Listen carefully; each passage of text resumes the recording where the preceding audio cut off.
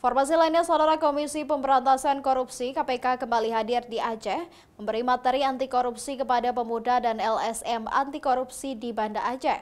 Tujuannya menyiapkan generasi yang berkarakter dan berintegritas menuju Indonesia Emas 2045. Selama 2 hari, tim KPK memberikan materi anti korupsi kepada peserta yang berasal dari seluruh Aceh, dari kalangan pemuda dan LSM di Aceh. Tujuannya mewujudkan pemuda dan LSM yang berkarakter dan berintegritas untuk menyongsong Indonesia Emas 2024. Johnson Ridwan Ginting, PLH Direktur Pembinaan dan Peran serta Masyarakat KPK RI, menyebut ke depan tantangan yang dihadapi pemuda akan sangat berat dan memikul tanggung jawab besar.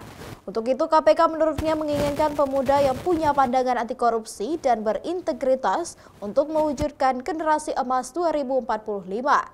Pemuda-pemuda ini yang kita saring dari 100 dari 1.600 pendaftar ini, itu bisa memberikan warna tersendiri di Aceh. Mereka kemudian kita harapkan jadi generasi-generasi yang akan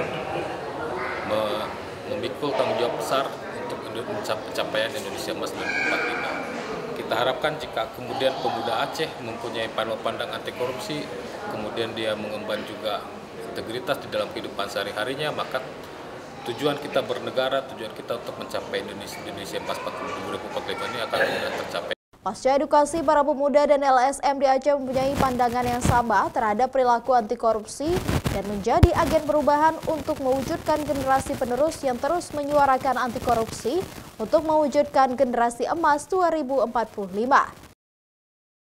Mustajab, Kompas TV, Banda Aceh.